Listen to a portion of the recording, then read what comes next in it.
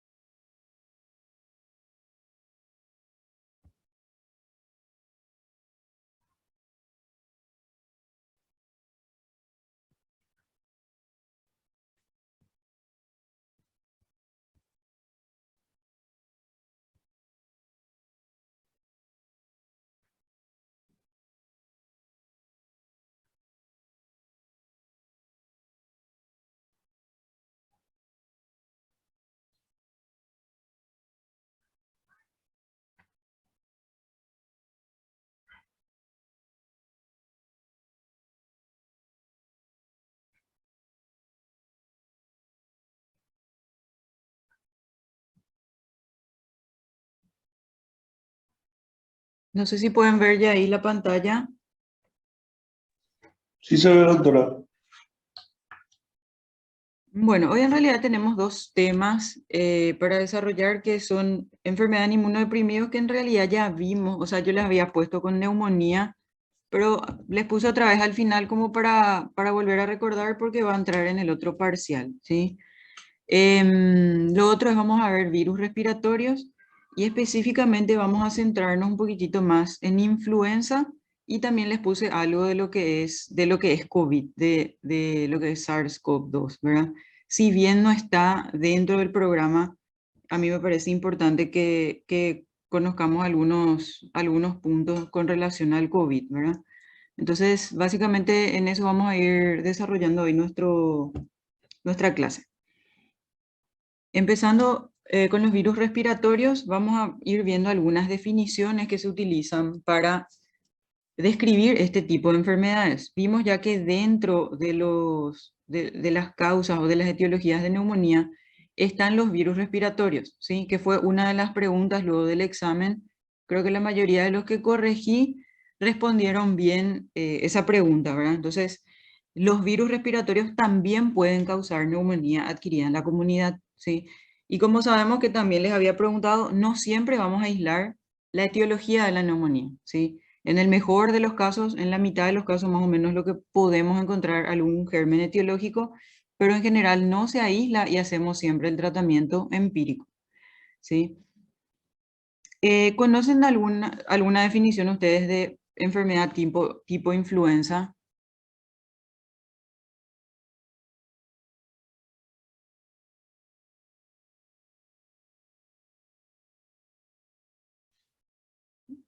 ¿Cómo sería la definición o qué síntomas o signos estarían dentro de una enfermedad tipo influenza?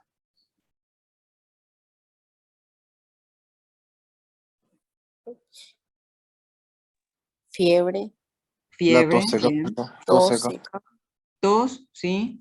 Que puede ser seca o con expectoración, ¿verdad? Después,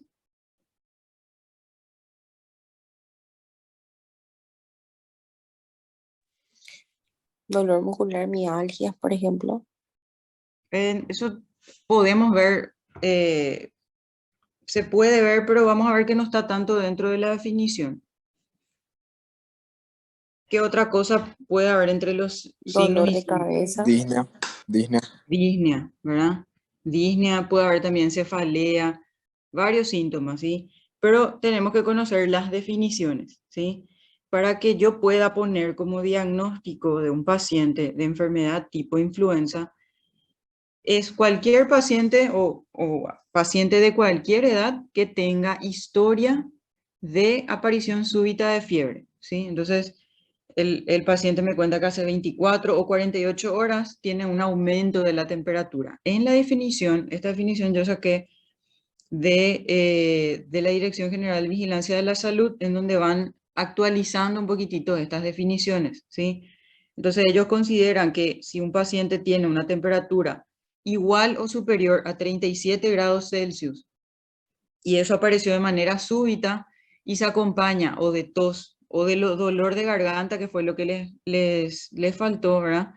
Y ausencia de otros diagnósticos, entonces podemos estar hablando de una enfermedad de tipo influenza, ¿sí? Entonces un paciente que viene con tos, dolor de garganta y fiebre, yo le puedo poner en su reposo, por ejemplo, como diagnóstico enfermedad tipo influenza. Y si ahora mismo un paciente consulta con ustedes con este cuadro, ¿qué estudio diagnóstico le van a pedir o qué van a querer descartar ahora?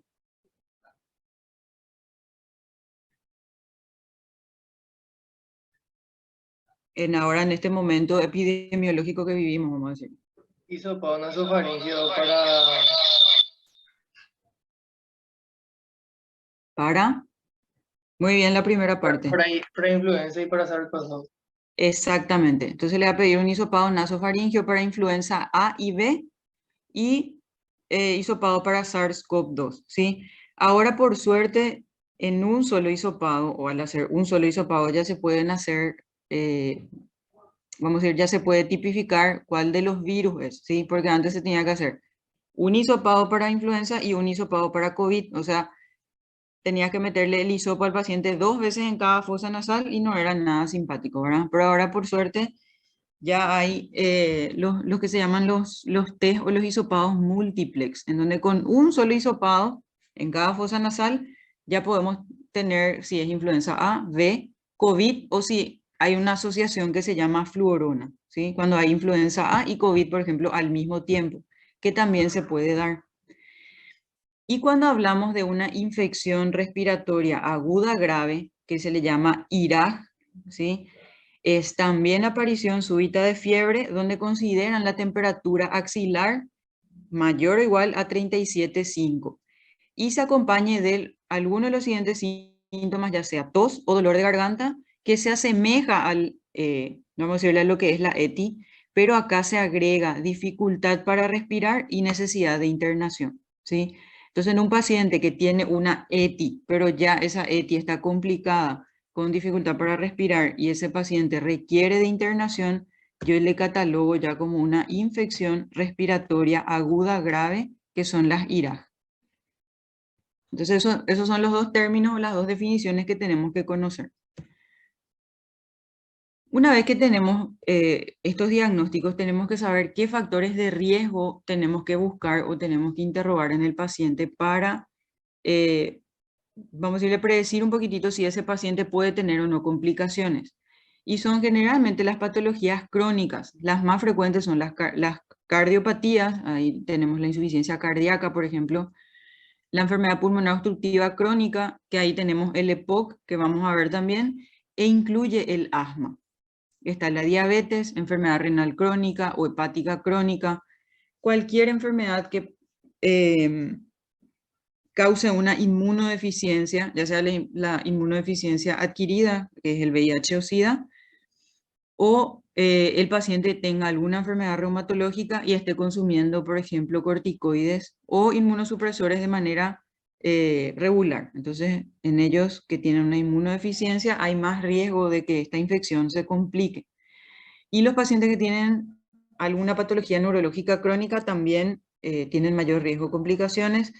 La obesidad, y eso se vio bastante con lo que vivimos en el COVID, que finalmente los pacientes obesos eran los que más se complicaban, y el embarazo o el puerperio también nos tiene que mantener alerta. Si tenemos una paciente que está embarazada y tiene una ETI, hay mayor riesgo de que se complique, entonces tenemos que estar más atentos en cuanto al diagnóstico y sobre todo al tratamiento precoz. ¿Cuáles son los agentes etiológicos de estas infecciones respiratorias agudas graves? Y acá tenemos otra vez un montón de agentes etiológicos. Tenemos otra vez las bacterias, siempre presente lo que es el neumococo, le tenemos a la legionela. No sé si escucharon la noticia de unos casos que aparecieron, de unos casos de neumonía, que inclusive hubo 3 muertos en Argentina. No sé si llegaron a leer en las noticias o algo así. No, profe.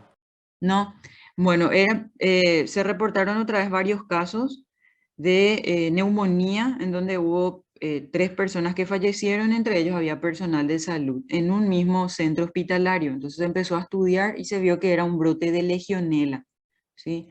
Entonces, Ahora mismo ya subió para 6 personas ya subió, muertas. ¿verdad? Bueno, Sí. dale, gracias por la info. Entonces, la legionela es una bacteria, ¿sí? que nosotros le habíamos estudiado, sabemos cómo se diagnostica y tiene tratamiento, ¿sí? Entonces, por eso es importante siempre tratar de llegar al diagnóstico etiológico de la neumonía para que pueda hacer yo el tratamiento dirigido. Figura otras bacterias, ¿sí? El neumococo que siempre está presente, dijimos, vamos a decirle en primer lugar luego, o generalmente está presente. Y después ya le tenemos a los virus, ¿sí? El virus de la influenza A, el coronavirus en general, porque tenemos el SARS-CoV-2 fue el que causó la pandemia de lo que sería el 2020 acá, ¿verdad? Desde el 2020 hasta ahora, ¿verdad? Hay todavía aumento de casos. Tenemos el adenovirus, que vamos a ver ahora en las estadísticas que está aumentando ahora el rango de infección de adenovirus. Virus sincitial respiratorio también ahora muy en auge, sobre todo en los pacientes pediátricos. Tenemos el hantavirus que vamos a estudiar en la clase que viene. Y tenemos otros virus, ¿sí? Y otros patógenos, ya sean hongos, micobacterias. Entonces, dentro de lo que son los agentes etiológicos de las IRAC, no están solamente los virus, sino que están también las bacterias y otros patógenos. Si miramos y comparamos un poquitito lo que sería la estadística, esto es como una pizarra que se va actualizando, si ustedes ven acá, es por semana, ¿sí? Esto corresponde al año 2019 y esto corresponde al año 2020. Si ustedes ven lo que es en rojo es el SARS-CoV-2, ¿sí? Que en el 2020 prácticamente todos los virus reportados fueron debidos, o las infecciones reportadas fueron debidos a el SARS-CoV-2. Esta es una vigilancia que se hace de las infecciones respiratorias agudas graves y se tienen hospitales centinela. Entonces, en todos esos hospitales se van recabando datos semana a semana y se ve qué gérmenes se aislaron en las neumonías, que se tuvieron que internar, ¿sí? Los hospitales que entran dentro de estos hospitales centinela son el Hospital de Barrio Obrero, Hospital Central de IPS, el General Pediátrico, Hospital Nacional de Itagua, Regional de Ciudad del Este, de Coronel Oviedo, de Encarnación, de Pedro Juan, el IMT y el INERAM. Entonces, de todos esos hospitales, semana a semana se va recabando datos de pacientes que se internan con IRAG y se ve si se aisló o no algún agente etiológico y eso es lo que se va haciendo estadísticamente, ¿sí? Entonces, prácticamente en el 2020 vemos que todo era COVID y en el 2019 era una mezcla de virus. El que predominaba era la influenza A H3N2, ¿sí? Que es el celestito. Y después tenemos otros virus, H1N1, que es el anaranjado. Después influenza B, que es el verde, que está en mucha menor cantidad, ¿sí? Después le vemos también el adenovirus. Entonces en el 2020, ¿cómo? Se cerraron prácticamente todas las universidades, las escuelas, muchos trabajadores trabajaban desde la casa nomás. Entonces se frenó un poquitito lo que era la aparición de los virus que generalmente están en estas épocas de invierno, ¿sí? Si miramos el 2021, prácticamente todo otra vez fue SARS-CoV-2, ¿sí? Ya hacia lo que serían ya las últimas semanas fueron apareciendo otros virus, por ejemplo el sincitial respiratorio, pero esto en realidad también es un poco de sesgo. ¿Por qué? Porque en ese periodo de pandemia lo que más pedíamos era hisopado para COVID, ¿sí? Entonces, puede ser que haya habido coinfección de influenza con COVID, por ejemplo, entonces de repente porque no pedíamos nomás, es que se hizo como un sesgo, ¿verdad? Pero igual el COVID llevó la delantera en lo que fue el año 2020-2021. Y estos son datos de ahora, que son datos del 2022 que tenemos acá. Todo esto sería otra vez el 2021. Y como ven ustedes, va disminuyendo lo que es la infección por COVID y van aumentando otra vez los otros virus respiratorios, ¿sí? Entonces, prácticamente del 2021 se fueron retomando las actividades, tanto las actividades recreativas como educativas. Entonces los virus volvieron a circular de manera más mayoritaria, por decirlo de una manera, ¿sí? Entonces ahora, en lo que sería el año 2022, si bien hay todavía casos de COVID, eso está disminuyendo semana a semana, ¿sí? Y van apareciendo los otros virus. Nuevamente, influenza A, H3N2, está, vamos a decirle, en lo que es el segundo a primer lugar. Y también el virus sincitial respiratorio, que es más frecuente en niños, ¿sí?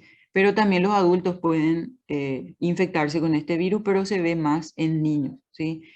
Este año lo que los pediatras tuvieron, vamos a decirle, como su contingencia respiratoria, ¿verdad? De todo lo que vivimos nosotros los que nos encargamos de los adultos, ¿verdad? Entonces, esa poquitito la distribución de los virus respiratorios que causan las enfermedades, las infecciones respiratorias agudas graves. Entonces, eso es básicamente lo que vamos a estudiar. Vamos a ver cómo diagnosticar. Primeramente, cómo sospechar el diagnóstico, cómo confirmar el diagnóstico y finalmente cómo vamos a tratarle al paciente. ¿Qué saben de la influenza? ¿Cuál sería el cuadro clínico, por ejemplo, de un paciente y que yo sospeche que es influenza? Fiebre, tos, cefalea. Fiebre, tos, cefalea, Disney. disnea.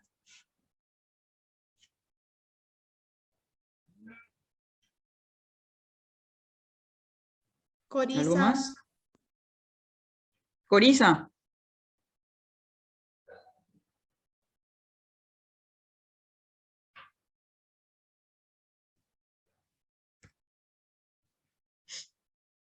Bueno, para entender un poquitito, básicamente hay más síntomas, ¿verdad? Pero esos son los básicos. Ahí vamos a sospechar de una ETI y con lo que sería la ETI vamos a pedir el hisopado, como bien dijo el compañero. En este momento que vivimos ahora vamos a pedir para COVID y para influenza A y B, ¿sí? Bueno, el virus de la influenza es el que provoca la enfermedad que suele ser estacional. Si bien infección por influenza hay durante todo el año, las épocas que predominan son en las épocas frías, en el periodo de invierno. ¿Por qué? Porque generalmente es más fácil el contagio. Estamos mucho más encerrados, ¿sí? Y no hay buena ventilación, entonces es mucho más fácil el contagio durante el invierno en comparación con el verano. Este virus puede causar enfermedad desde leve hasta grave e incluso puede ser mortal. Hasta ahora hay casos de pacientes que mueren por infección por influenza, ya sea A o ya sea B. Este virus de la influenza pertenece a una gran familia que son los ortomyxoviridae. ¿sí? Que vamos a encontrarle de varios tipos. Los más comunes son influenza A y B y son los que causan también infección en lo que es el ser humano, ¿sí? Porque vamos a ver que hay después otra vez subtipos que se diferencian entre lo que sería H1N1, son por las proteínas que están en su membrana, ¿sí? Tenemos las proteínas que son las neuraminidasas y las proteínas que son las hemaglutininas. Entonces, de acuerdo al tipo de neuraminidasa y de hemaglutinina es que vamos a tener la influenza A, H1N1, por ejemplo, ¿sí? Que tuvo también su periodo de pandemia, o H2N2 o H3N2. Entonces, de acuerdo al tipo de hemaglutinina y de neuraminidasa que el virus tiene en su membrana, es que le vamos a ir llamando con esos nombres. En cuanto a los virus que afectan a los humanos, que son los que a nosotros nos interesan, es el de tipo A, que es el más común. Y si nos acordamos, era luego el que más predominaba ahora en las estadísticas. El virus de la influenza A, como ya dijimos, vamos a tener varios tipos otra vez. ¿De acuerdo a qué? De acuerdo a los tipos de hemaglutinina y de neuraminidasa, que son proteínas de membrana. Pueden haber 16 tipos de hemaglutinina y hasta 9 tipos de neuraminidasa. Entonces podemos ir combinando esto y van a ir surgiendo nuevos virus. Por eso es que las vacunas, tenemos que ponernos, la vacuna contra la influenza, tenemos que ponernos una vez al año y son anuales. Entonces va variando las cepas que cubre la vacuna. ¿Por qué? Porque el virus también va variando de acuerdo a las combinaciones de su H y de su N. En cuanto a los estudios epidemiológicos moleculares, se demostró que los subtipos que más circularon en estos últimos años es el H1N1, que causó la pandemia de la gripe aviar, después el H1N2 y el H3N2, que es el que está circulando en este momento, ¿sí? Entonces, de ahí viene esa denominación de H y de N asociado a la influenza A. ¿Por qué es que vamos a tener que ponernos la vacuna de manera anual? Porque el virus va mutando y esas mutaciones hacen que el virus nuevamente sea infectante, ¿sí? Hay distintos tipos de variaciones. Hay variaciones que son variaciones menores y a eso se le llama drift. Y hay variaciones antigénicas mayores y a eso se le llama shift, ¿sí? Esto es un poquitito de la parte molecular, pero para que entendamos también probablemente lo que va a ir pasando con el COVID, ¿sí? Entonces, estas variaciones antigénicas menores que van sufriendo los virus, ¿sí? Es que finalmente hace que tengamos que crear nuevas vacunas con nuevas cepas. ¿Por qué? Porque las nuevas cepas que van surgiendo pueden infectar otra vez al humano, ¿sí? Estas mutaciones menores son a nivel puntual en el ARN, que en este caso es un virus ARN, es un proceso continuo. Estas mutaciones menores son las que causan las epidemias estacionales, ¿sí? O sea, en todos los inviernos vamos a ir teniendo brotes de influenza, ¿sí? Y son debido a esas variaciones menores que van surgiendo en los virus. La inmunidad tiene una capacidad limitada de responder a una cepa específica, entonces si tuviste ya influenza, podés infectarte otra vez con otra cepa. No es que la inmunidad de una cepa te protege de todas, ¿sí? Y las cepas vacunacionales o vacunales van a tener que actualizarse anualmente, que es lo que ya mencionamos anteriormente. Y las variaciones antigénicas mayores son las que causan las pandemias, ¿sí? Entonces, vamos a decirle, el curso normal de lo que serían las infecciones virales es que el virus puede quedar como un virus estacional, ¿sí? Pero si las variaciones antigénicas mayores en la mutación de esos virus pueden causar inclusive pandemias, ¿sí? Que fue lo que ocurrió entre el 2019 y el 2020 con el SARS-CoV. La influenza causó, vamos a decirle, lo que es la gripe porcina, que se le llamó de esa manera porque pensaban que se había originado en el cerdo. Eso fue en el año 2005 y rápidamente se propagó vamos a decirle, en todos los países o se propagó mundialmente, y en el 2019 es que se le da el carácter de pandemia, ¿sí? Hasta el nuevo SARS-CoV-2, la última pandemia registrada fue esta, la del H1N1, ¿sí? Que fue en el año 2009. Y ahora la más reciente fue la que vivimos con el SARS-CoV-2. En cuanto a la influenza, ¿cómo es la transmisión? Y generalmente la transmisión de los virus, como ya vimos, es de persona a persona, ¿sí? Sobre todo es de esta manera cómo se transmite el virus. Son esas gotitas respiratorias que salen ya sea con la respiración o con la tos que salen en mayor cantidad, o con los estornudos, o al hablar, o al gritar, o al cantar. Esas gotitas o flujos son los que acá vemos en la foto, ¿verdad? Son los que son las gotitas infectivas, ¿sí? Entonces, de esa manera se produce la transmisión de persona a persona. Si bien en la influenza ya se describía lo que sería la transmisión por fomites, eso significa que si alguien toca, alguien infectado toca, por ejemplo, la mesa o algún objeto, y yo después toco y después llevo la mano a la boca, o tiene contacto con la mucosa del ojo, puede causar la transmisión, ¿sí? Esto se estudió bastante en lo que fue el COVID y se vio que no era tan significativa la transmisión por fomites, ¿verdad? Si bien nos hacían desinfectar todo lo que traíamos del súper, no teníamos que tocar nada, ¿verdad? Fue un poquitito como primera medida, pero después se hicieron estudios y se vio que la transmisión no era mayoritariamente por fomites y sí era por transmisión directa o contacto de persona a persona. El periodo de incubación de la influenza es mucho más corto que el del COVID, es de 1 a 4 días nomás, ¿sí? Eso quiere decir que probablemente si yo tuve contacto con una persona que tuvo influenza, probablemente en el segundo día más o menos yo ya voy a sentir síntomas, ¿sí? Hasta 4 días.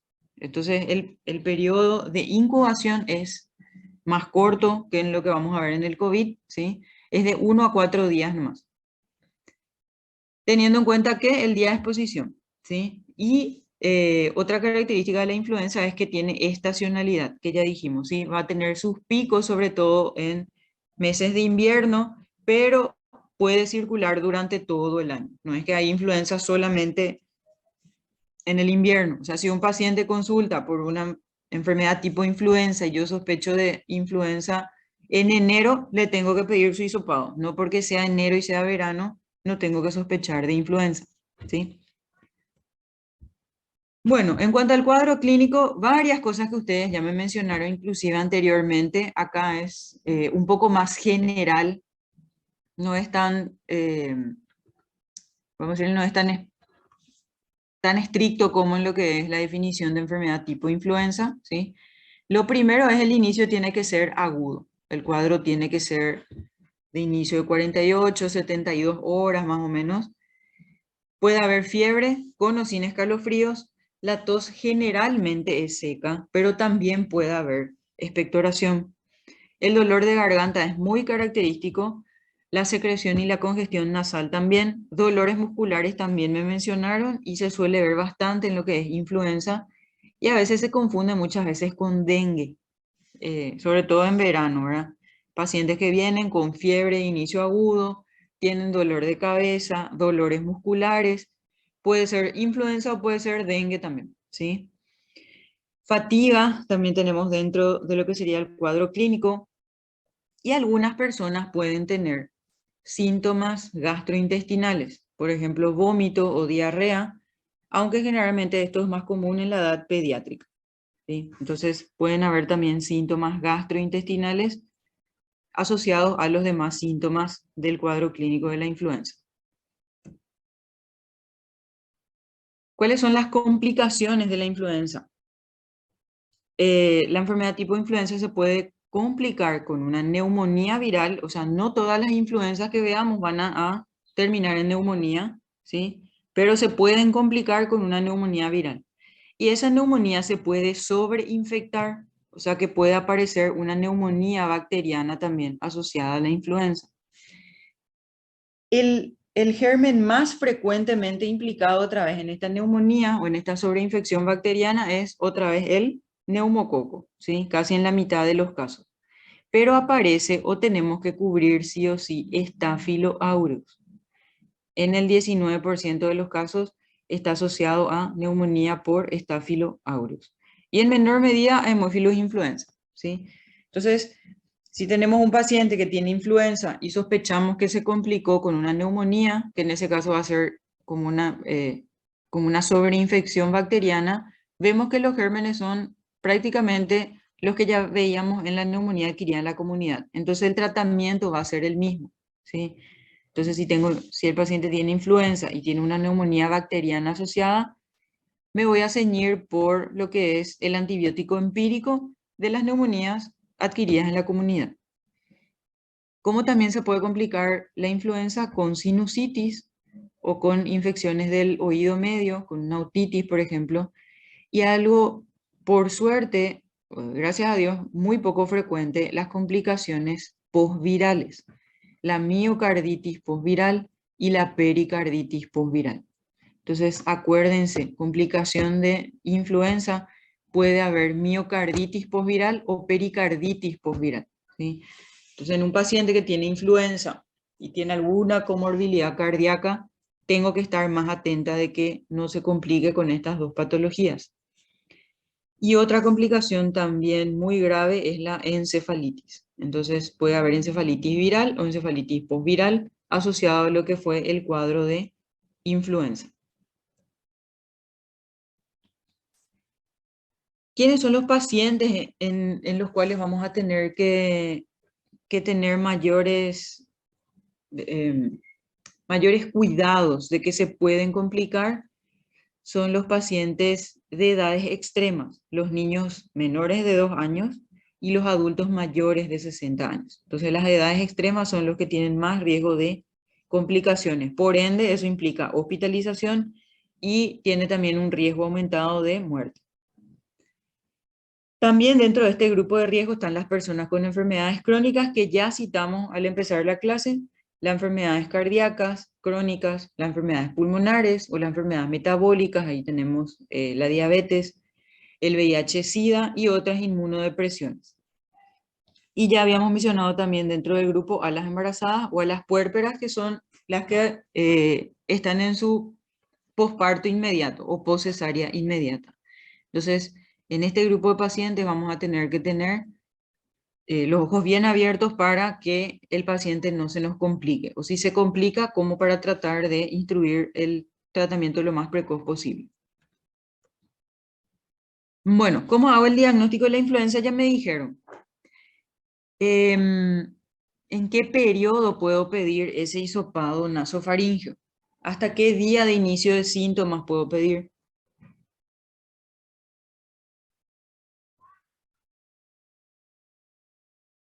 Si no me equivoco, era 5 o 7 días.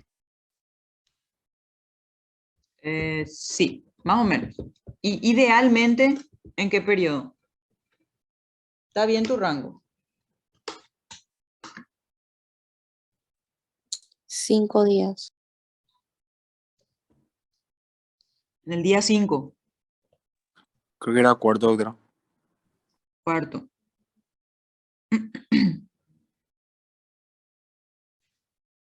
¿Alguien da más o menos?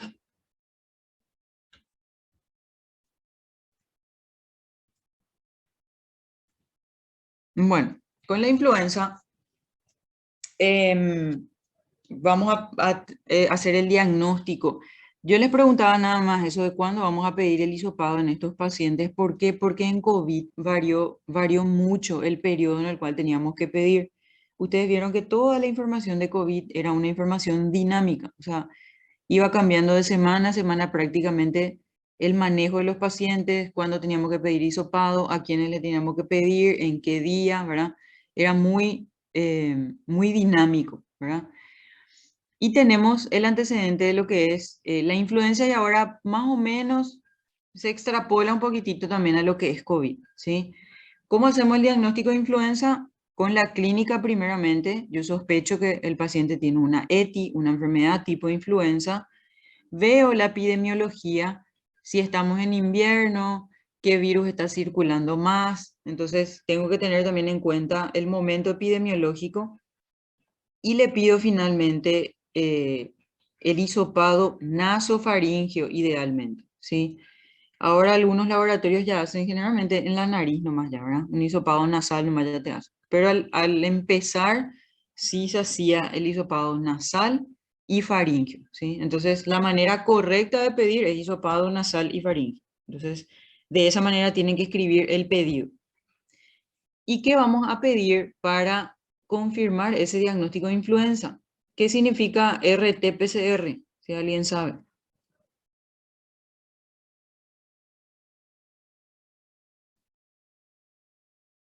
Que es una técnica molecular.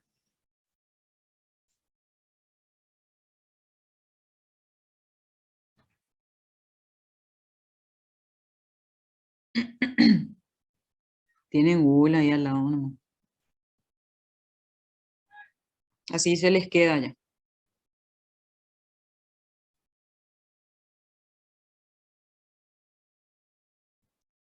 ¿Qué es RT-PCR? Reacción de cadena polimerasa. Reacción en cadena de la polimerasa. ¿Y RT? Tiempo real. Tiempo real. Entonces, esta es una prueba molecular. Esta es una técnica molecular, ¿sí? Yo puedo detectar varios virus con esta técnica. Entonces voy a hacer reacción en cadena de la polimerasa en tiempo real, ¿sí? ¿Qué es lo que detecto? ¿Qué parte del virus detecto con este tipo de prueba molecular?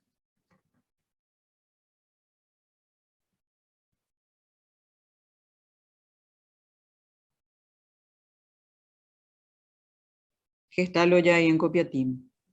Y el R neutro.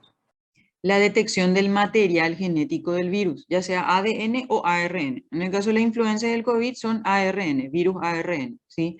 Entonces, la reacción en cadena de la polimerasa lo que hace es utiliza un molde de esos virus y detecta si hay o no su complementario, ¿sí? Entonces, ¿le parece un método específico o no? ¿Muy específico o no? Y va a ser específico otro. Va a ser específico. ¿Por qué? Porque yo voy a detectar el material genético. Y ninguno de los virus tiene el mismo material genético, ¿sí? Lo que pueden ser igual es que son ARN, ¿sí? Pero la secuencia no va a ser la misma. Entonces es un método altamente sensible. ¿Qué quiere decir sensible?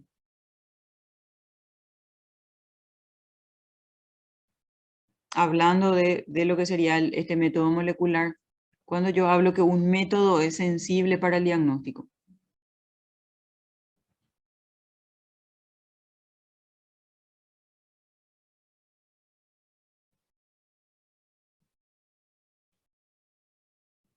¿Qué significa sensible?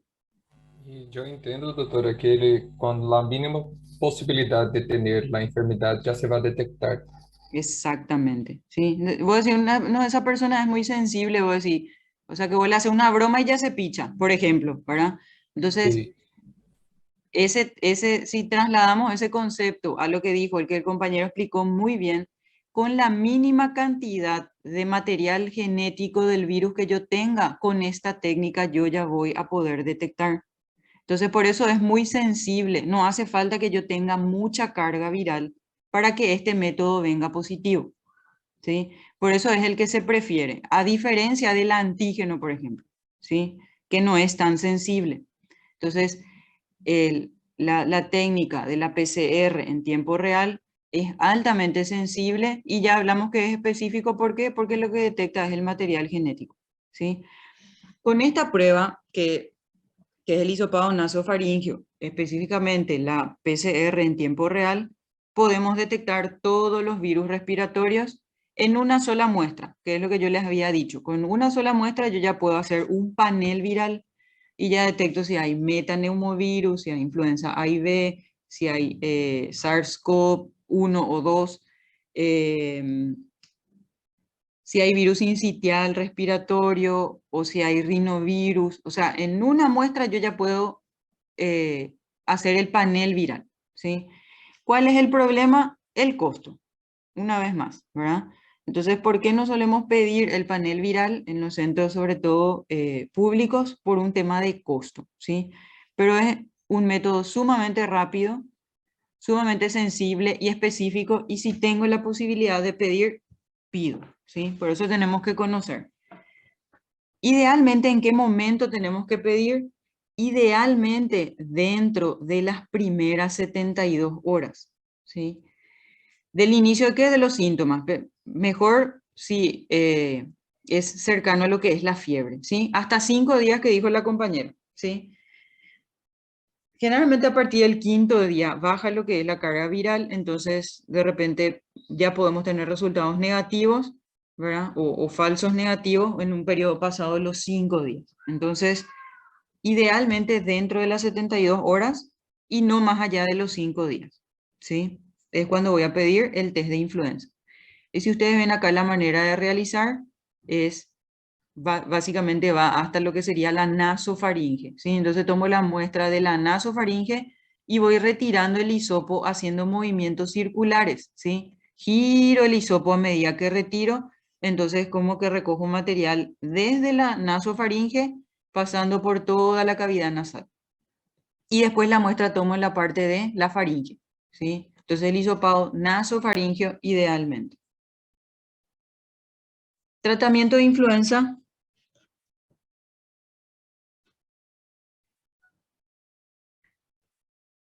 ¿Qué le van a dar a un paciente que tiene influenza? Antivirales. ¿Cuál, por ejemplo?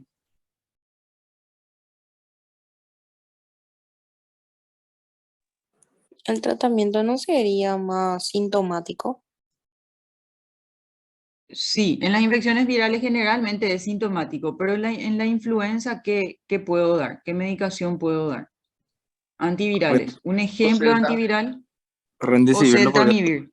¿Otro? Remdesivir no era uno, o me equivoco. Ese vamos a usar en COVID, Ah, ok, ok, otro. pero es un antiviral también. Entonces vamos a dar un antiviral, ¿sí? El oseltamivir,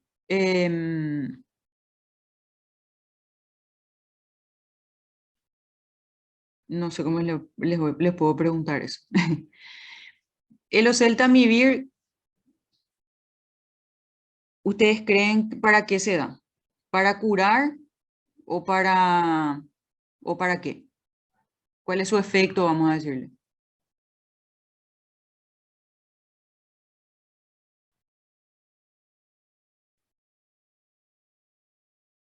Para mí que va a Y ser más para sintomático, evitar las doctora. complicaciones, para evitar la Exactamente. replicación. Sí, exactamente. El oseltamivir es un tratamiento que se da, o sea que no es que el paciente sí o sí tiene que recibir el oseltamivir, ¿verdad? Entonces un paciente joven que ya le diagnosticamos y el paciente ya está prácticamente en su día 4 o 5, ya no le voy a iniciar el oseltamivir en ese periodo, ¿sí? Ahora en personas que tienen mayor riesgo de complicaciones y demás, sí le voy a empezar, ¿sí? Entonces, sobre todo el oseltamivir lo que previene es las complicaciones, ¿sí? Entonces, tenemos los antivirales que son efectivos cuando empieza la infección, ¿sí? Dentro de las 48 horas de iniciado los síntomas, yo tengo que empezar el tratamiento con los antivirales. Si pasa los 3 o 4 días, vamos a decirle, los efectos ya no son los mismos, ¿sí? Entonces, si sospecho de una enfermedad tipo influenza y sospecho que es influenza, le pido el hisopado y una vez que viene positivo, lo antes posible tengo que empezar el antiviral, ¿sí? ¿Para qué? Para que sea lo más efectivo posible. Obviamente que si toma en un periodo que está más allá de los 3 o 4 días, no le va a hacer mal al paciente, pero ya no vamos a lograr el efecto al 100% que queríamos, ¿sí? Como bien dijo el compañero, lo que hacemos con el tratamiento es disminuir el riesgo de complicaciones. Las complicaciones dijimos que pueden ser infecciones del oído medio, otitis, puede complicarse con neumonía, que se sobreinfecten con bacterias, entonces vamos a tener que agregar al tratamiento antiviral antibióticos y sobre todo queremos evitar que los pacientes se hospitalicen, ¿sí? Entonces, lo que con el tratamiento, que es el oseltamivir, vamos a decirle el de preferencia y el que contamos acá en Paraguay, vamos a tratar de disminuir las complicaciones y las hospitalizaciones. En los pacientes que tienen alto riesgo de complicaciones, el tratamiento temprano es muy importante porque se vio que cuanto más temprano yo inicio el tratamiento, probablemente esa enfermedad no se va a complicar y la enfermedad va a ser más leve. Entonces, hay veces que si se sospecha de influenza y, por ejemplo, un paciente que tiene alto riesgo de complicación y estuvo en contacto con una persona que está con influenza, ya sea en su ambiente laboral o en su ambiente familiar, se puede empezar ya el tratamiento con oseltamivir, ¿sí? ¿Por qué? Porque cuanto más precoz inicie, la enfermedad probablemente va a ser más leve y no va a necesitar internación. Ya en los casos de los adultos que se internaron por neumonía, lo que vamos a tener que hacer es empezar ya el tratamiento viral también temprano, pero en ellos lo que vamos a tratar de disminuir es el riesgo de muerte, ¿sí? Entonces, el antiviral sirve para evitar que se hospitalice el paciente y si el paciente ya se hospitalizó, para disminuir en algún porcentaje por lo menos el riesgo de muerte. Para eso nos sirve el tratamiento. No porque yo le dé oseltamivir al paciente, él va a tener ya menos síntomas, ya se va a sentir bien, no es tan automático como un tratamiento antibiótico, por ejemplo, ¿sí? Que generalmente eso es lo que suelen esperar los pacientes. Las infecciones virales tienen su curso natural y es, vamos a decirle, el día a día, ¿sí? Con el oseltamivir lo que hacemos es disminuir las complicaciones. Entonces dijimos que los tratamientos son antivirales, los aprobados por la FDA y los recomendados por el CDC de Estados Unidos son el oseltamivir, conocido como Tamiflu por su marca comercial, que fue la primera que apareció. Está también el Zanamivir, que la marca es Relenza, esto no tenemos en Paraguay. Estos, tanto el oseltamivir como el Zanamivir, son inhibidores de la neuraminidasa, que era una de las proteínas que estaba en la membrana del virus, ¿sí?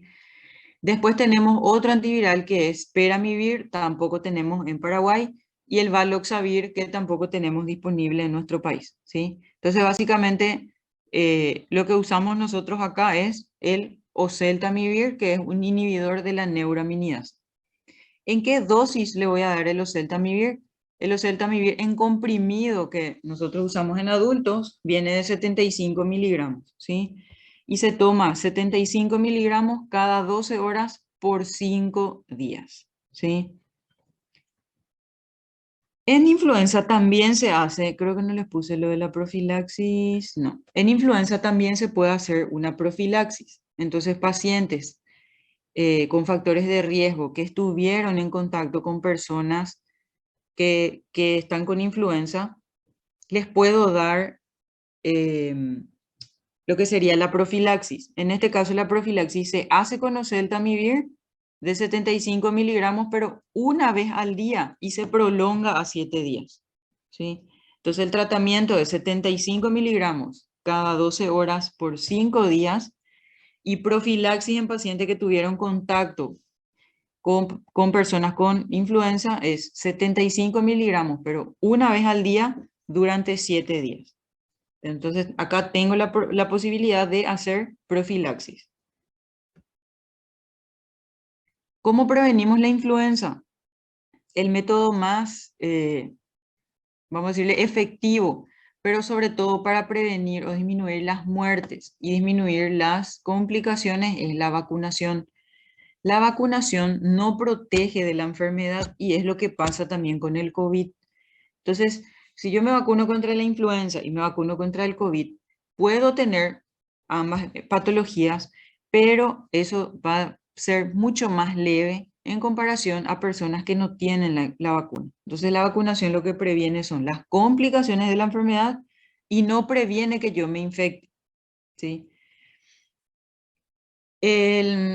Como ya dijimos, generalmente la influenza es un virus estacional, por ende la vacuna anti-COVID es de prevención también estacional, ¿sí? Se hace una dosis anual y generalmente se empieza a vacunar desde el mes de marzo, abril, un poquitito antes de que empiecen los meses de invierno, ¿sí? ¿En quién está indicado o quiénes sí o sí tienen que recibir la vacuna? La vacuna contra la influenza está indicado en toditas las personas, ¿sí? De todas las edades a partir de los 6 meses. Entonces, todas las personas mayores de 6 meses pueden ponerse la vacuna contra la influenza. Pero generalmente, al menos acá en Paraguay, el programa suele traer un número limitado de vacunas. Entonces, lo que se hace es, se prioriza ciertos grupos que son de riesgo y se les vacuna primero a toditos esos grupos de riesgo y después se les vacuna al resto de la población, que no tienen ningún factor de riesgo. En quienes sí o sí tenemos que indicar la vacuna contra la influenza en niños de 6 meses a 35 meses, ¿sí? O sea, mayores de 6 meses hasta, hasta menores de 2 años, en los adultos mayores de 60 años, en los enfermos que tienen alguna patología crónica, ya sea hepática, cardíaca, renal, y algún tipo de inmunodepresión, en las embarazadas, en las madres con niños menores de 6 meses, porque aclaro acá que en las madres con niños menores a 6 meses sí o sí le tengo que dar, tienen que recibir la vacuna. La madre que Para tiene que recibir, lactancia. doctora. Para Por la lactancia, lactancia, doctora. sí, por la lactancia. ¿Y qué pasa con la lactancia? De una madre que está vacunada, Y se va a Con la le transmitir para inmunidad. el niño. le transmite la inmunidad. Entonces yo no le puedo vacunar a niños menores de 6 meses, pero le vacuno a la mamá que está dando de mamar y finalmente ese niño está inmunizado gracias a la leche materna, ¿sí? ¿Por qué? Porque a partir de los 6 meses él ya puede recibir la vacuna, ¿sí? Después otro grupo de riesgo son los indígenas, los que tienen obesidad mórbida y nosotros que somos los personales de blanco y también entran estudiantes de medicina porque ustedes ya tienen también contacto desde ciertos cursos con los pacientes, ¿sí? Y servicios esenciales. Entonces, está indicada la vacuna contra la influenza sí o sí en este grupo poblacional, pero toda la población debería de vacunarse. En cuanto a las vacunas, hay vacunas que son tetravalentes, o sea, protegen contra 4 cepas, ¿sí? Y hay vacunas que son trivalentes. Generalmente las que se venden en la farmacia son estas tetravalentes y generalmente las que trae el programa son las trivalentes, ¿sí? Las cepas que están en las vacunas son H1N1, H3N2, influenza B Yamagata, influenza B Victoria, y en la que es trivalente es la influenza A, H1N1, H3N2, y alguna de estas dos, de la influenza B, o la Yamagata o la Victoria, ¿sí? Entonces hay vacunas tetravalentes y trivalentes cuando hablamos de las vacunas contra la influenza. ¿Cuáles son las medidas para evitar la influenza o las medidas de prevención no farmacológicas? Porque la farmacológica es la vacuna, ¿sí? Evitar el contacto estrecho, sobre todo con personas que están enfermas, ¿sí? Sí tenemos que cuidarle a la persona o convivimos con ella, el uso de tapaboca es una medida muy eficaz y eso comprobamos básicamente con el COVID. No salir de casa si se está con síntomas, cubrirse la boca con la nariz con un pañuelo al toser y generalmente ese pañuelo hay que desechar, o sea, se sugiere que sean pañuelos de plástico, perdón, de papel y eso desechar en bolsas de plástico o en basureros. Lavado de manos frecuentes, ¿sí? Sobre todo con agua y jabón. Y si no tenemos disponible agua y jabón, el alcohol en algo por lo menos disminuye lo que son las virus los virus y las bacterias, perdón. Evitar tocar ojos, nariz y boca. Limpiar y desinfectar superficies que se tocan con frecuencia, tanto en el hogar, en la escuela o en el trabajo. Y las recomendaciones en general luego para todos, ¿verdad? Un sueño reparador o un buen nivel de sueño, actividad física constante o regular, control del estrés y estar bien hidratados, ¿sí? Y alimentación saludable y balanceada. Si ustedes ven todas estas medidas farmacológicas, yo saqué de los protocolos de influenza y son medidas que vamos a decirle, se intensificaron durante el COVID y se vio que realmente funciona para evitar el tema del contagio. Entonces, estas medidas ya había, imagínense, desde el 2009, perdón, desde 2005 al 2009, que fue la pandemia por H1N1. Entonces, todas estas medidas ya estaban instaladas o ya estaban sugeridas como para evitar el contagio de los virus. Entonces, con lo que fue el COVID, aplicamos de manera mucho más estricta y vimos que realmente tiene su efecto, ¿sí? A nivel de lo que fueron los contagios. Bueno, ¿alguna duda, pregunta hasta acá de lo que es influenza? De mi parte no, doctora. Nada. Bueno, básicamente no hay mucho secreto en lo que es influenza, ¿verdad? Es simplemente entender nomás de dónde vienen las cepas, saber que hay vacuna, ¿sí? Saber que la vacuna se pone de manera estacional, hay grupos de riesgo que pueden complicarse, entonces en ellos tengo que optimizar lo que es la vacunación, ¿sí? Y conocer el cuadro clínico, obviamente, de la influenza, sospechar de una enfermedad tipo influenza o de una enfermedad respiratoria aguda grave, pedir los métodos diagnósticos que son necesarios, que en este caso vamos a utilizar el hisopado nasofaríngeo, y de acuerdo al resultado es que vamos a darle el tratamiento a nuestro paciente, ¿sí? En general, los demás virus, ¿por qué es que no se suele pedir tampoco el panel viral? Vamos a decirle siempre, porque el tratamiento viral, así como dijo la compañera, es sintomático. O sea, yo le voy a tratar al paciente los síntomas que tiene, ¿sí? Entonces, básicamente, en los virus donde tenemos probabilidad de dar antivirales es influenza y COVID, ¿sí? Si es sincitial respiratorio, si es adenovirus, el tratamiento es sintomático y siempre estar atentos de que no aparezca ninguna infección sobreagregada, que generalmente son bacterianas, ¿sí? Entonces, eso es en cuanto a influenza. No se olviden cuándo tengo que pedir el hisopado y qué tratamiento le voy a dar y por cuántos días. Bueno, siguiendo con otro virus respiratorio que es el coronavirus, algunas de las características, y vamos a estudiar también un poquitito de cómo fue surgiendo todo lo que es las infecciones por el grupo de coronavirus. Son también un grupo de virus que su material genético es ARN, es un material genético de cadena sencilla.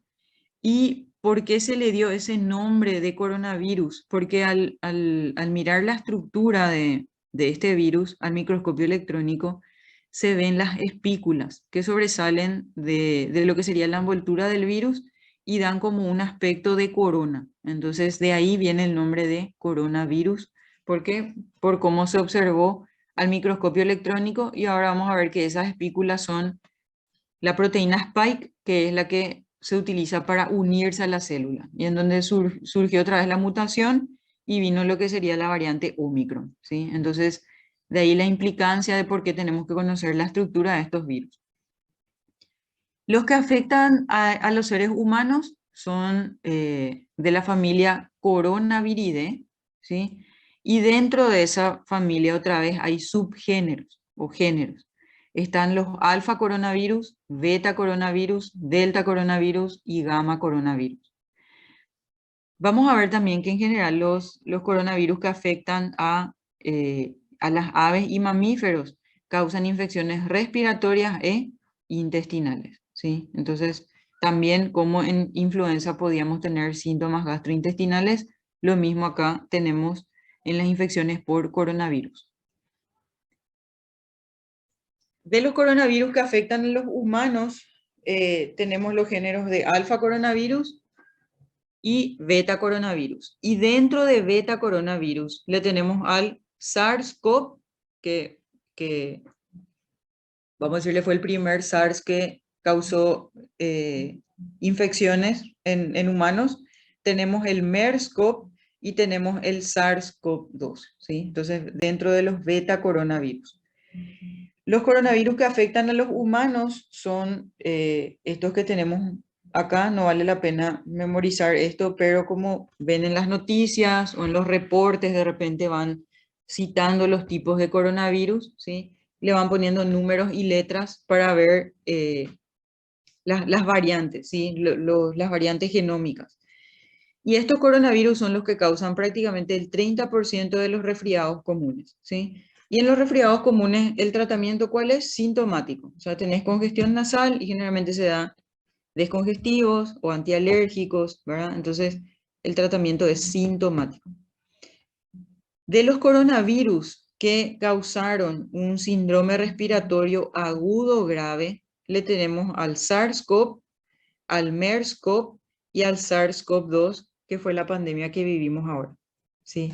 Entonces, dentro de ese grupo de beta coronavirus, estos tres son los que producen un síndrome respiratorio agudo grave, ¿sí? En cambio, los alfa coronavirus que le tenemos acá, generalmente producen los resfriados comunes. Otra característica de estos virus es que son virus zoonóticos. ¿Qué quiere decir eso? Que son infecciones que se transmiten de animales a humanos, ¿sí? En este tipo de infecciones zoonóticas se necesita un huésped intermedio, o sea, como para que pase del humano del animal al humano, ¿sí? En lo que fue la epidemia de el SARS-CoV, se sospecha que el intermediario era la civeta, ¿sí? Entonces, si ustedes ven acá, el precursor, vamos a decirle, o el intermediario, son los murciélagos, ¿sí? Después le tenemos a la civeta en el caso del SARS-CoV-2. En el MERS-CoV-2 son los animales que son los dromedarios, que son básicamente los camellos, ¿sí? Y en el SARS-CoV-1 se piensa que es el pangolín, pero todavía está en estudio, ¿sí? Todavía no hay nada certero en relación al huésped intermediario del SARS-CoV-2. Si miramos un poquitito la historia de los coronavirus y el síndrome respiratorio agudo grave, estos tres son los que causan este tipo de síndrome, ¿sí? El MERS-CoV-2 es el coronavirus que causó el síndrome respiratorio de Oriente Medio, ¿sí? ¿Por qué? Porque se originó en esa región, ¿sí? Entonces se le llamó MERS-CoV. Si ustedes ven acá, yo les puse cómo es el nombre del virus y la OMS le da el nombre de la enfermedad. En este caso tienen el mismo nombre del virus y de la enfermedad, ¿sí? Entonces el coronavirus relacionado al síndrome respiratorio de Oriente Medio es el MERS-CoV, el virus es el MERS-CoV y la enfermedad es el síndrome respiratorio de Oriente Medio, que es el MERS, ¿sí? Eso ocurrió esa epidemia ocurrió en el año 2012. En cuanto a lo que es los causantes del síndrome respiratorio agudo grave, le tenemos al SARS-CoV, que causó en el 2003 la epidemia del SARS, ¿sí? Y le tenemos al ya conocido SARS-CoV-2 en este caso, porque es diferente al que tuvimos en el 2003, es el SARS-CoV-2 el que produce la enfermedad del coronavirus 2019, de ahí COVID-19. Entonces, cuando yo pido el hisopado, tengo que pedir que busquen el virus, ¿sí? Entonces, lo correcto es decir, hisopado nasofaringeo para SARS-CoV-2. Y si el paciente tiene una infección por SARS-CoV-2, en el diagnóstico le tengo que poner enfermedad del coronavirus COVID-19, ¿sí? Entonces hay nombre de la enfermedad y nombre del virus, que son, vamos a decirle, cosas así un poco técnicas, pero a la hora de hablar o a la hora de redactar o a la hora de hacer la historia clínica son cosas que tenemos que tener en cuenta, ¿sí? Puedo poner infección por SARS-CoV-2 o puedo poner enfermedad del coronavirus 2019 o COVID-19. En cuanto a la estructura del COVID-19, si bien vimos la estructura de la influenza era similar, tenía el material genético rodeado por una membrana y esta membrana tiene un montón de proteínas, ¿sí? En la influenza teníamos la proteína H y la proteína N que le daba, vamos a decirle, la subdivisión de H1N1, por ejemplo, ¿sí?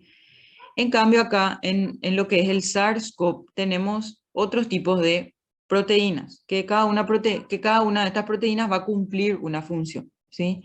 Tenemos la proteína S, que es la proteína de la espiga o spike, que era la que se veía al microscopio electrónico y le daba esa característica radiada o esa característica de corona, de ahí su nombre, ¿sí? Después tenemos lo que sería la proteína E, que es una proteína endomembrana.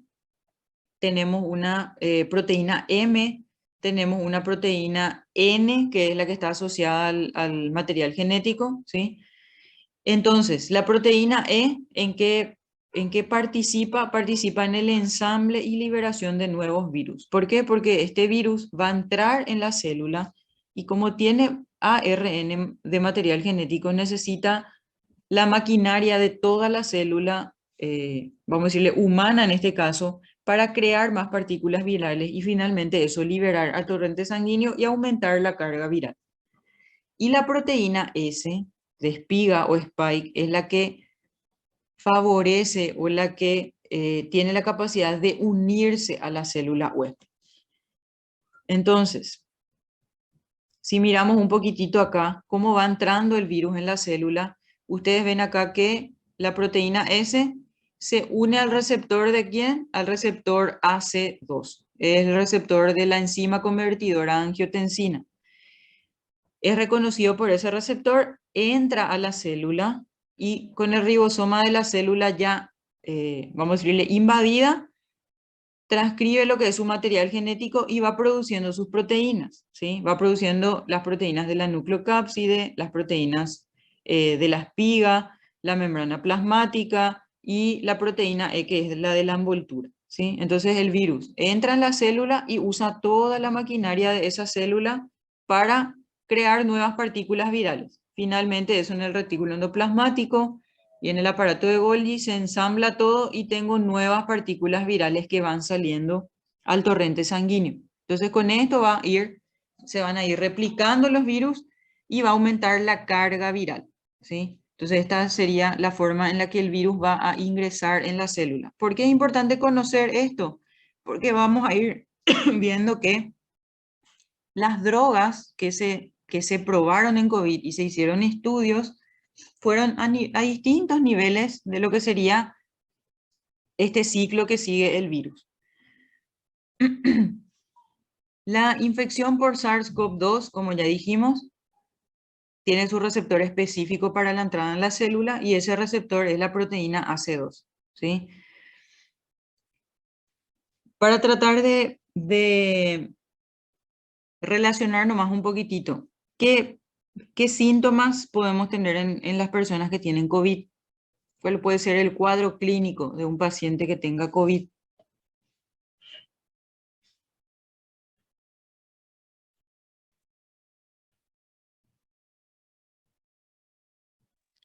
Que hacer dolor de garganta, Fiebre, disnea, Fiebre, dolor de garganta, disnea. ¿Después qué más me dijeron? tos, Tos. Bien. anosmia, digeusia, Anosmia, digeusia. Muy bien.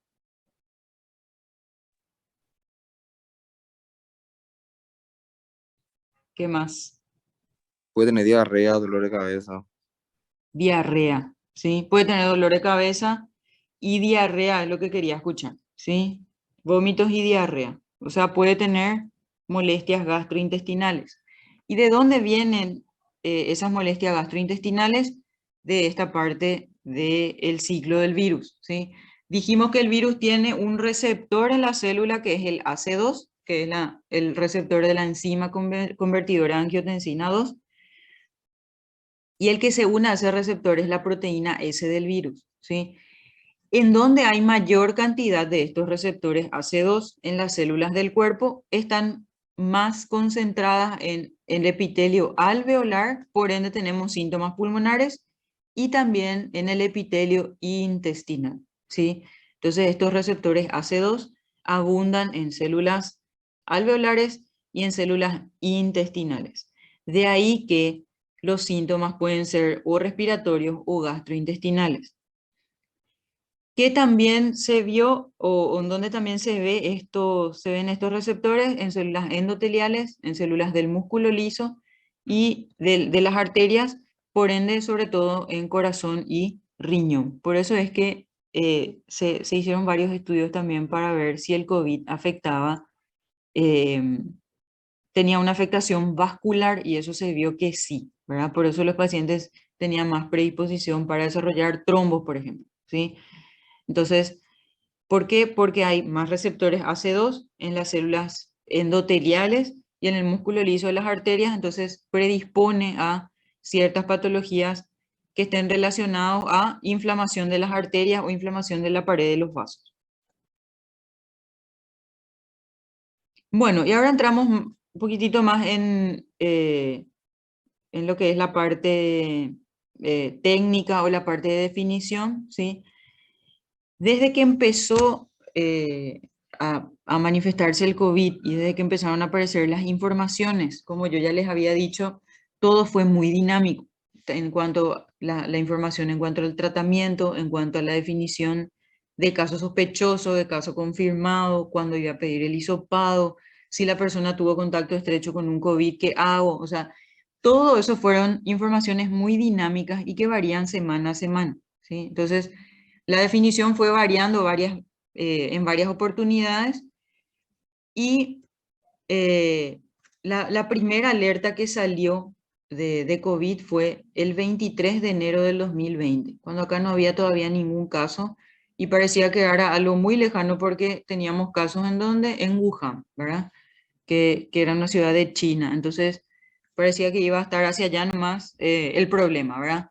Eso fue el 23 de enero del 2020, ¿sí? Entonces, ahí sí o sí teníamos que preguntar si la persona vino de viaje o tiene residencia en Wuhan o por trabajo viajó a ese país, o si estuvo en contacto con alguna persona que viajó, ¿sí? Entonces, eso era la definición de caso sospechoso en ese momento.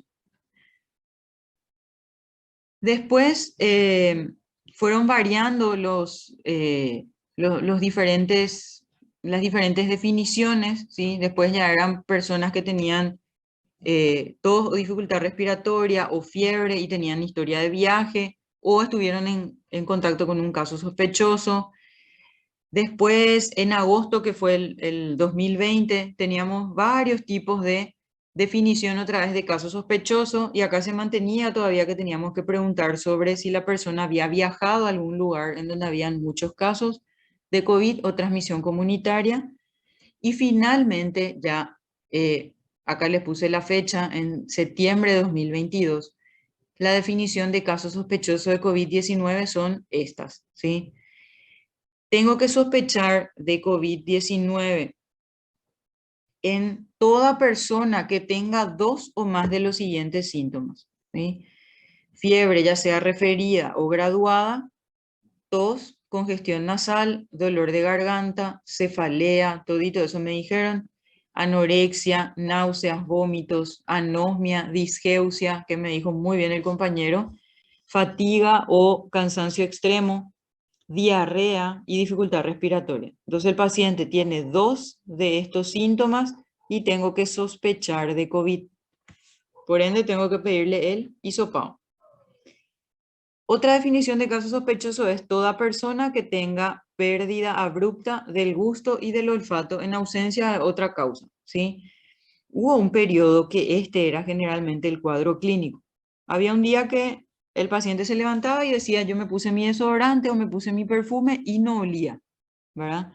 Entonces, ese fue también un periodo en el cual muchos de los casos eran con anosmia y disgeusia, ¿sí? O no siento el gusto de la comida, o de repente no podían identificar si la comida era dulce o salada. Entonces, alteración del gusto y del olfato también es una de las características como para sospechar de COVID-19, siempre que no haya otra causa, ¿sí? Y otra de la definición de caso sospechoso es toda persona que se internó con el diagnóstico clínico de neumonía y en las imágenes radiológicas vemos que hay afectación bilateral. Entonces, si hay neumonía bilateral, que era un criterio de neumonía grave, tengo que sospechar o tengo que descartar COVID-19. Entonces, esta es la definición de caso sospechoso ahora, en septiembre de 2022. ¿Qué ven acá o qué les llama la atención en esta tomografía?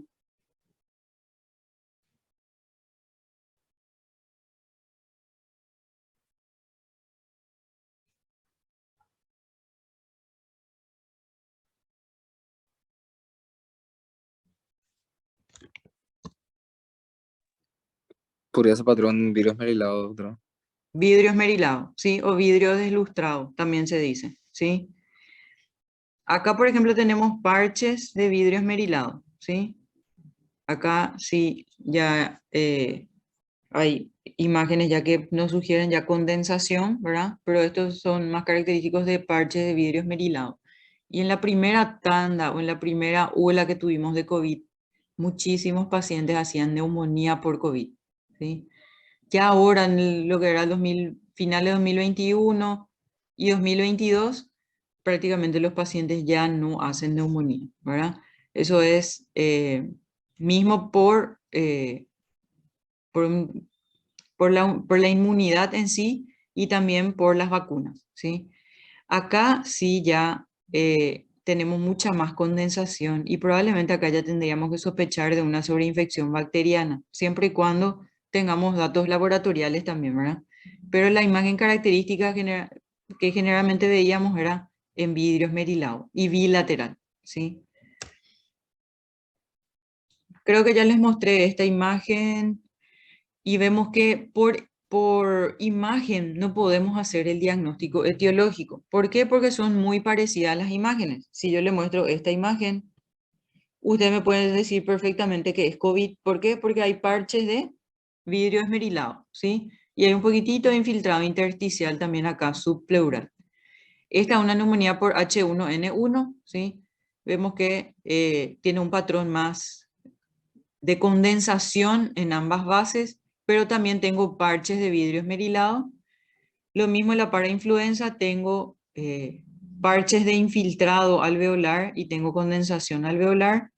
Y el virus sincitial respiratorio, parches de vidrio esmerilado y infiltrado intersticial, sobre todo en bases, ¿sí? Entonces, por imagen es muy difícil diagnosticar la etiología, ¿sí? Obviamente que cuando vivimos las olas de COVID y venían con tomografía y tenían vidrio esmerilado, ya le poníamos el diagnóstico de COVID, ¿verdad?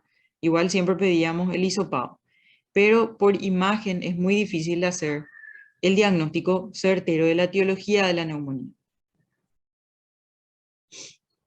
¿Cuál es la definición de caso confirmado de COVID? Para que yo diga que es un COVID confirmado, tengo que tener la prueba positiva de PCR o de antígeno, ¿sí? Siempre emitida por un laboratorio que tenga, que sea certificado. Entonces, para confirmar el caso, tengo que pedir el hisopado para COVID y acá puedo pedir tanto la PCR como el antígeno.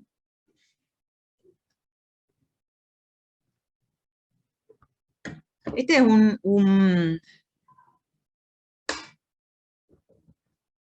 no es un algoritmo, es como un esquema de cómo se fue describiendo el COVID a medida que avanzó el tiempo, en donde de acuerdo al número de días, más o menos se podía predecir o vamos a decirle, pronosticar si el paciente se iba a complicar o no. De verdad, en estas últimas olas de COVID que tuvimos, gracias a Dios, los pacientes ya eran leves, tanto en ancianos, en jóvenes. O sea, de verdad vivimos otra ola ahora nosotros después de las vacunas, ¿sí? Entonces, esto más o menos se cumplía cuando no teníamos todavía el acceso a las vacunas, ¿sí? Estaban las personas que no tenían síntomas ya diagnosticadas de COVID, las personas que tenían síntomas leves o moderados, las personas con síntomas severos y ya los pacientes críticos. La mayoría de los pacientes se encontraba entre los que eran leves a moderados, pero había un porcentaje importante de sintomáticos y estos sintomáticos lo que sobre todo hacían era diseminar la enfermedad, ¿verdad? Entonces era también como un problema tener estos asintomáticos. En cuanto a lo que es el número de días en ese primer periodo, generalmente el periodo de contagio en los pacientes con enfermedad leve a moderada, más o menos se iba hasta el día 21, ¿sí? Hasta el día 21. Pero eso fue en la primera parte o cuando recién estábamos empezando a estudiar el COVID, ¿sí?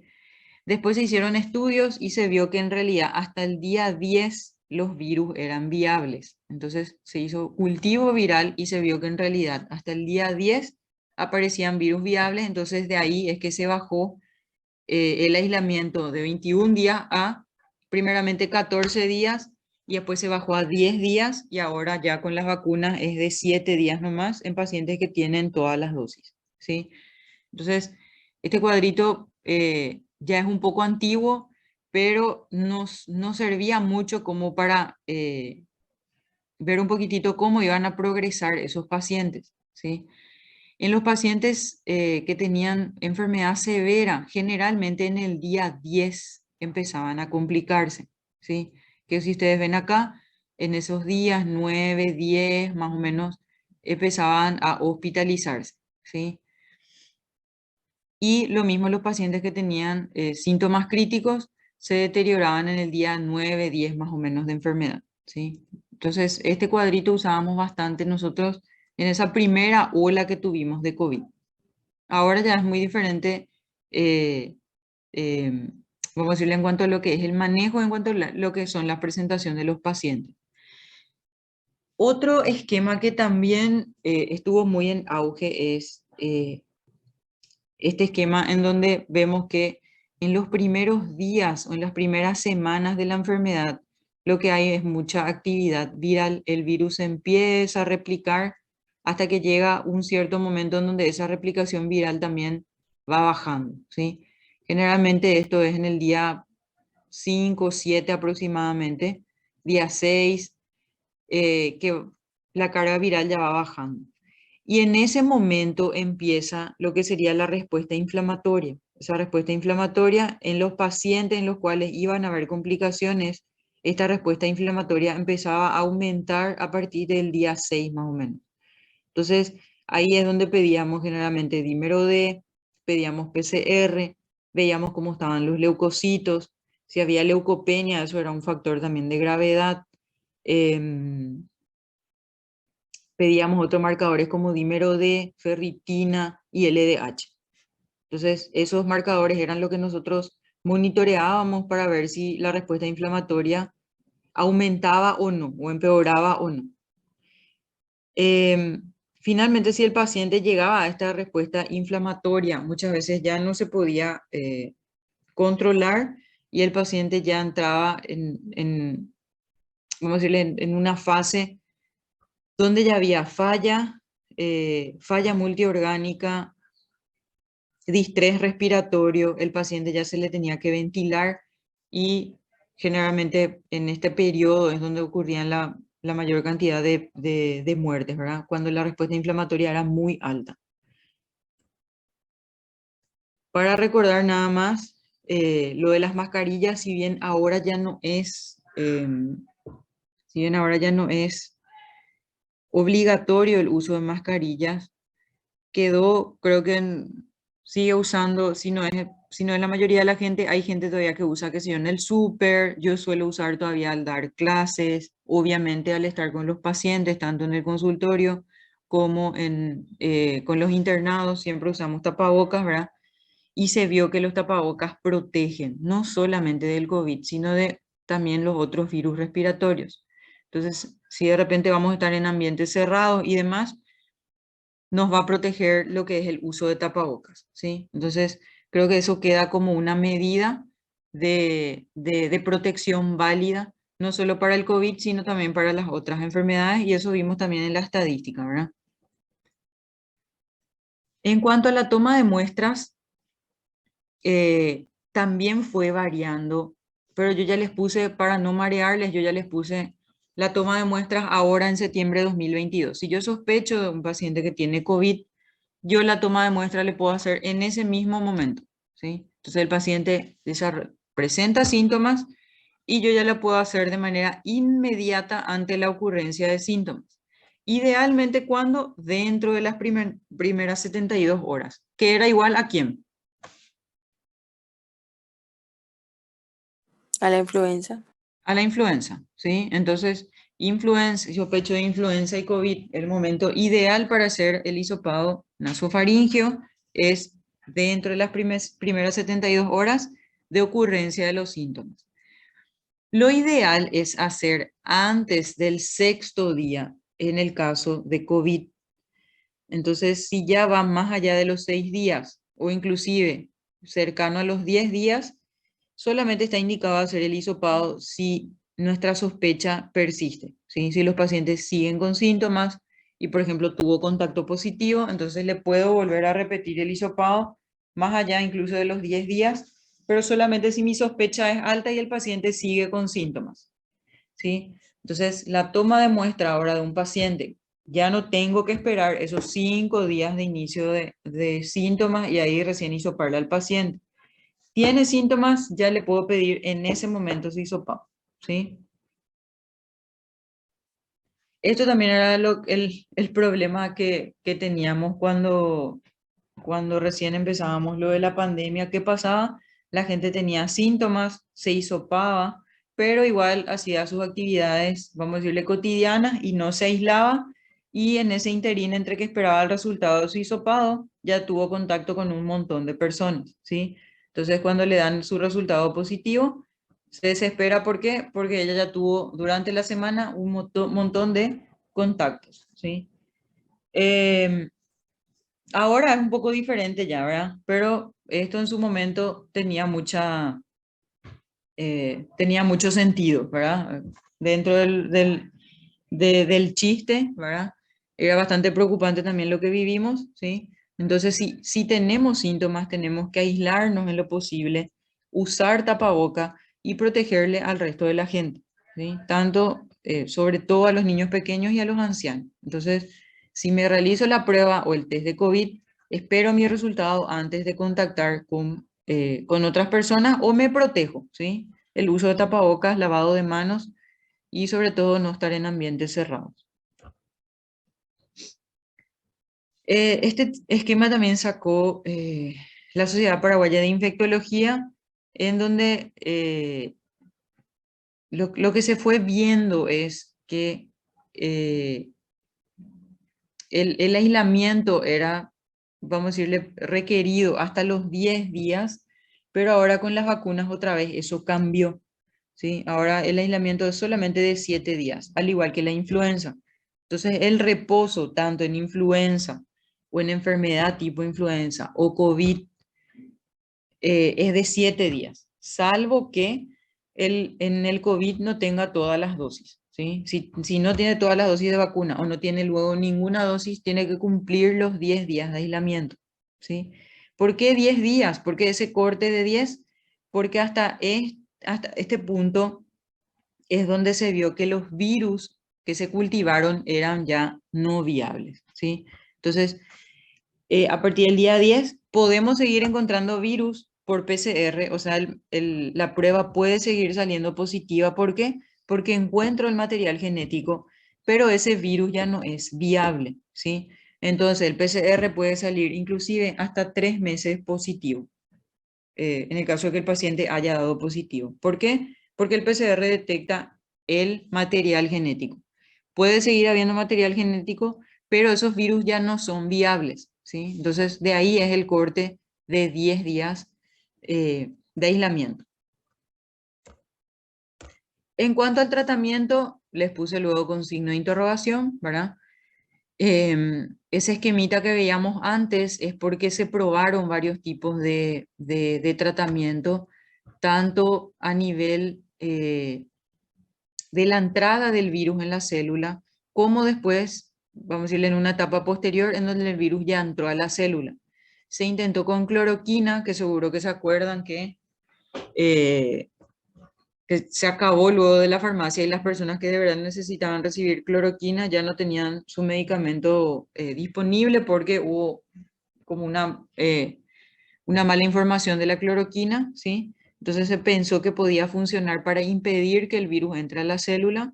El lopinavir, ritonavir, que son antivirales y esto se usa en los pacientes con VIH, son retrovirales que se usan en esos pacientes hasta ahora, son inhibidores de proteasas. El remdesivir que el compañero ya mencionó es un antiviral que se usó bastante durante el COVID y hay varios estudios que inclusive hablan de que disminuye la mortalidad.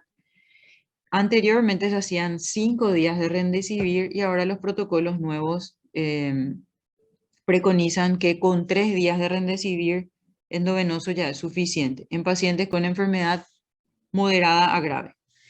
Después, otro antiviral es el galidesivir, que en realidad no hay muchos estudios con respecto a este antiviral.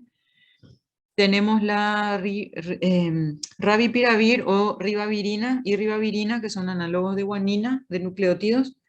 Y también se intentó, pero tampoco hay muchos estudios que apoyen el uso de estos antivirales. Lo que se intentó para tratar de frenar el virus una vez que ya estaba dentro, vamos a decirle, de lo que es la célula, o sea, intentar evitar que el virus entre a la célula, sobre todo por estos receptores AC2, es intentar con anticuerpos monoclonales directamente contra la proteína spike, que era la que se unía al receptor. O se pensó también que se podía utilizar estos receptores en dosis altas, entonces se iban a unir a estos receptores solubles y no a los receptores que estaban en la membrana. Que también se intentó suero de pacientes ya curados o plasma de convalecientes que se le llama, y hay varios estudios también que apoyan esa terapia. La cloroquina también se vio que interfiere con la glucosilación del receptor y por ende puede hacer que bloquee ese receptor. Entonces varias de estas terapéuticas se fueron probando para tratar de encontrar algún tratamiento contra el COVID. Acá tenemos el mismo esquema, simplemente con las diferentes drogas que fueron apareciendo y se fueron intentando utilizar. Antes, vamos a decirle, de la penetración del virus a la célula, se intentó utilizar plasma de pacientes recuperados y anticuerpos monoclonales contra los receptores AC2 o AC2 soluble que competían con los que estaban en la membrana para que el virus no penetre en la célula. Después la cloroquina que impide que se forme este endosoma. Después tenemos el lopinavir, ritonavir y el disulfiram, que lo que hacen es inhiben esta proteólisis, o sea, finalmente el virus no puede formar sus proteínas. Y en lo que sería el ensamble del virus participan el favipiravir, la ribavirina, el remdesivir, que sí se utilizó bastante y hay estudios, y el galidesivir. Entonces, más o menos, por eso es importante saber cómo el virus penetra en la célula para ir viendo los diferentes puntos de tratamiento o diferentes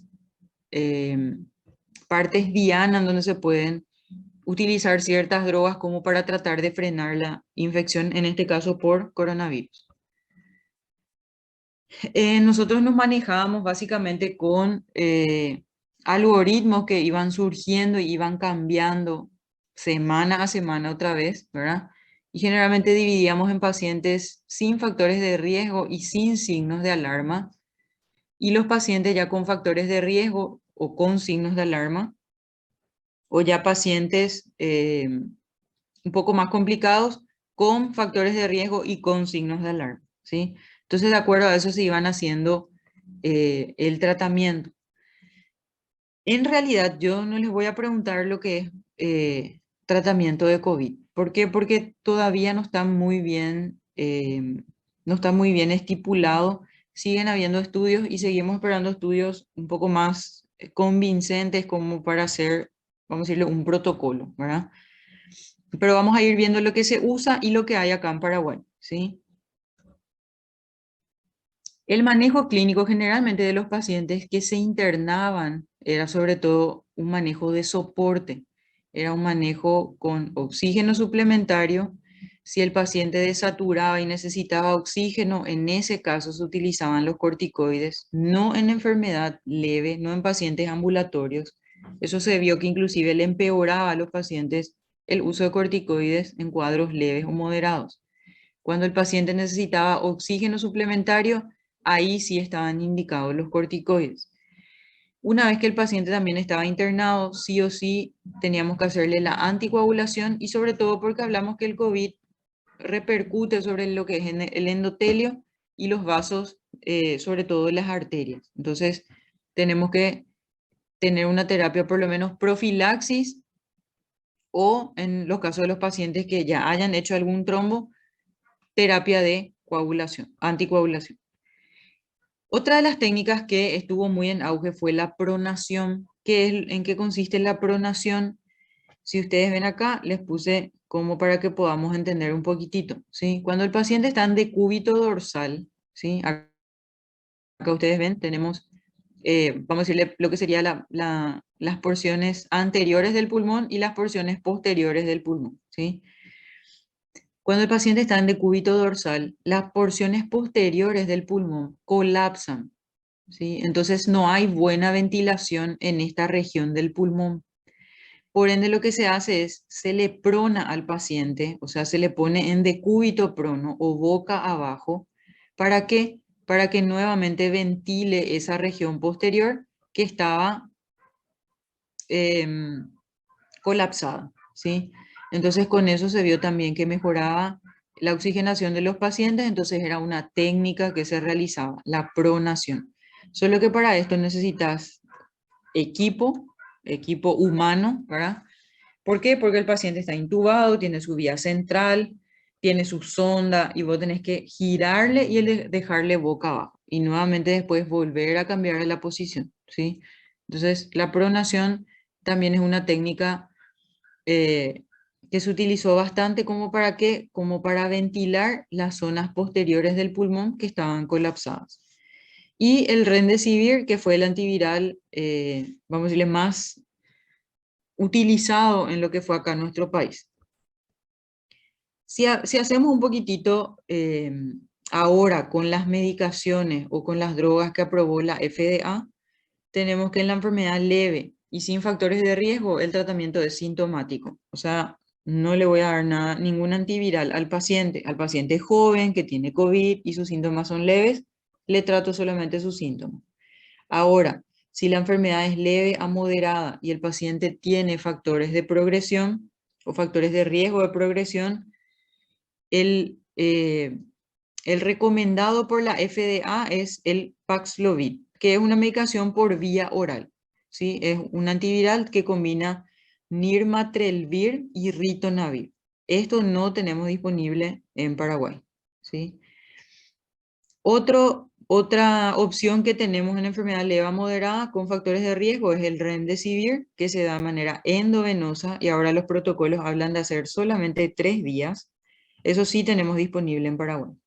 El Molnupiravir también tenemos disponible en Paraguay y es de vía oral y se da 800 miligramos cada 12 horas por 5 días. Los anticuerpos monoclonales también está aprobado por la FDA, pero no tenemos disponible en lo que es nuestro país. Y en la enfermedad ya moderada grave dijimos que sobre todo es soporte soporte de la parte de oxigenación, soporte de la parte hemodinámica, soporte de la parte hematológica, entonces oxígeno suplementario, profilaxis tromboembólica, uso de corticoides. Cuando necesito oxígeno, tengo que poner corticoides hablando de COVID, ¿sí? Otra de las drogas que se probó es el tocilizumab, que es un inhibidor de la interleuquina 6, y el baricitinib, ¿sí? Entonces, estos son los medicamentos de los cuales siguen habiendo estudios y seguimos esperando los resultados finales como para que tengamos un pantallazo más grande y veamos qué es lo que realmente podemos utilizar en el tratamiento del COVID. Gracias a las vacunas, los cuadros son sumamente leves, hay menor número de internaciones y menor número de complicaciones, ¿sí? Entonces, esto básicamente sería como un resumen de las drogas que tenemos disponibles y de las que están aprobadas, pero siguen habiendo estudios que vamos a tener que ir leyendo como para ver cuáles disminuyen sobre todo la mortalidad.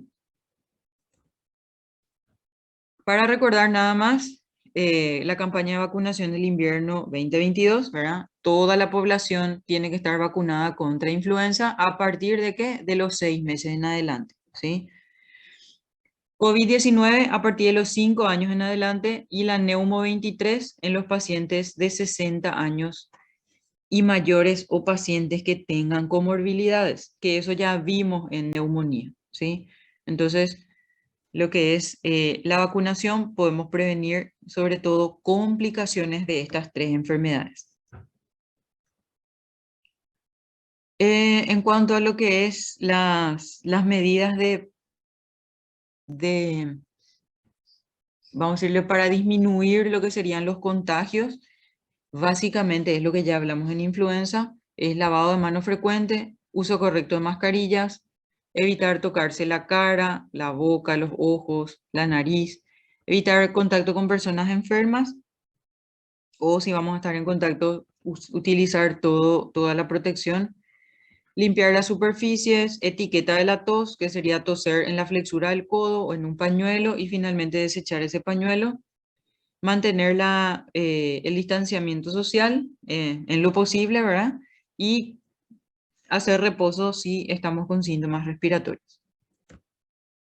Bueno, finalmente con el COVID nos sentimos un poquitito así, en donde teníamos muchas dudas y teníamos muy pocas respuestas, ¿verdad? Entonces, todo está todavía en estudio, son cosas que se van investigando y no podemos saber todo, pero sí tenemos la capacidad de leer, entonces tenemos que siempre estar actualizándonos y viendo cosas nuevas o tratamientos nuevos que de repente podamos utilizar en nuestros pacientes, que les sean beneficiosos. ¿Alguna duda, pregunta hasta acá? De mi parte no, doctora.